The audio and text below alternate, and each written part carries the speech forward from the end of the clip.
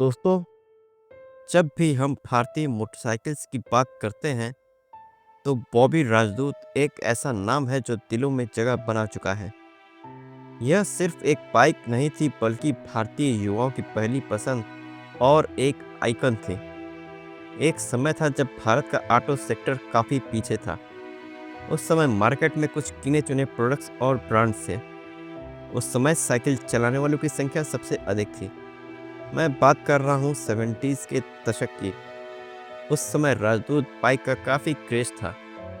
कुछ चुनिंदा लोगों के पास ये बाइक होती थी। 60s से लेकर 80s तक के दशक तक अपना जलवा बिखेरने वाली ये बाइक असल में एक किंग थी और इसमें सवारी करने वाला खुद को किसी राजा से कम नहीं समझता था। भोली बिसरी यादों के एपिसोड नंबर 5 में हम आज इसी दूत किंग के बारे में बात करने जा रहे हैं।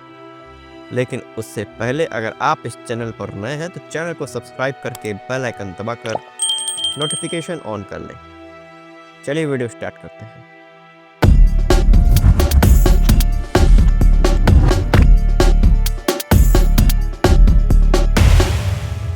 दोस्तों, 1970 के दशक के शुरुआती दिनों में जब बॉलीवुड के इस दिग्गज अभिनेता ने अपने पिता राज कपूर की फिल्म बॉबी में मुख्य अभिनेता के रूप में अपने फिल्मी करियर की शुरुआत की थी, ठीक उसी समय में राजदूत GTS 175 भारतीय टू व्हीलर सेगमेंट में अपनी पहचान बनाने की कोशिश कर रही थी।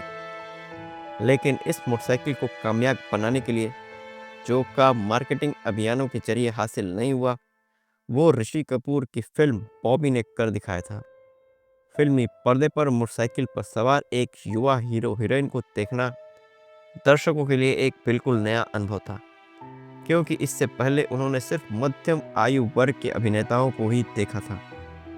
फिल्म रिलीज होने पर इस मोटरसाइकिल की बिक्री आसमान छूने लगी और इसके साथ ही इसे एक नया नाम भी मिला, बॉबी राजदूत। उस समय राजदूत किसी स्टेटस सिंबल की तरह बन गया था और इसे खरीदना किसी सपने के साकार होने जैसा था। जिस वक्त की हम बात कर रहे हैं, ये वो समय था जब भारतीय बाजार में रॉयल एनफील्ड बुलेट और जावा मोटरसाइकिल की मोटरसाइकिलों का चलवा हुआ करता था। उस समय राजदूत की एंट्री काफ़ी दमदार साबित हुई। लोगों ने इस बाइक के प्रति प्यार न्यौछावर किया।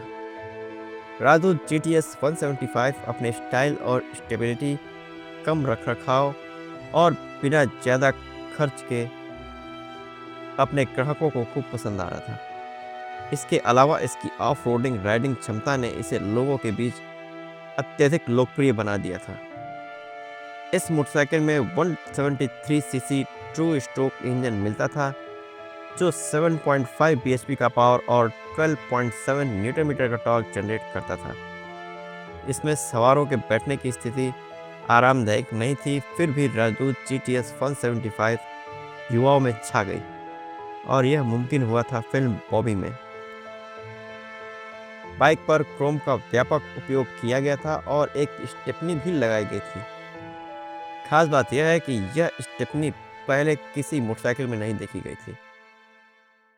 भले ही आज राजदूत का दौर खत्म हो गया है और आज यह सिर्फ एक विंटेज बाइक के रूप में नजर आती है, पर असल मायनों में यह भारत की असली रोड किंग थी, जिसने आम जनता की ज़रूरतों को समझा था और अपनी फटफट वाली आवाज़ के साथ लोगों के दिल, मन और यादों में हमेशा के लिए बस गई थी। राजदूत केवल एक गाड़ी नहीं थी, यह युवाओं की स्वतंत्रता और आत्मविश्वास का प्रतीक बन गई थी। स्कूल और कॉलेज के छात्र इसे गर्व से चलाते थे और यह उनकी शान की सवारी थी। राजदूत ने केवल रोड पर धूल उड़ाई नहीं, बल्कि दिलों में भी जगह बनाई। उन दिनों की यादों में जब दोस्त एक साथ लॉन्ग ड्राइव पर जाते थे, परिवार के साथ यात्रा करते थे और वो बेफिक्री का दौर, राजदूत उन सुनहरी दिलों की कहानियों का एक मूक गवाह था। हालांकि नई और आधुनिक बाइक्स ने राजदूत की जगह ले ली है, लेकिन इसके प्रति प्यार और सम्मान आज भी बरकरार है। यह बाइक एक युग की याद दिलाती है जब चीज़ें सरल और मासूम थी। बॉबी राजदूत की इस यात्रा को फिर से जीने के लिए इस वीडियो को लाइक करें। अगर इस बाइक से जुड़ी कोई याद है आपके पास, तो कमेंट बॉक्स खुला हुआ है, आप अपने एक्सपीरियंस शेयर कर सकते हैं। साथ ही साथ ऐसी रोचक जानकारी के लिए एनवीएस से कार ड्राइव चैनल को सब्सक्राइब करके बेल आइकन दबाकर नोटिफिकेशन जरूर से ऑन कर लें। मिलते हैं आपसे अगले वीडियो में, तब तक आप अपना ख्याल रखें। धन्यवाद।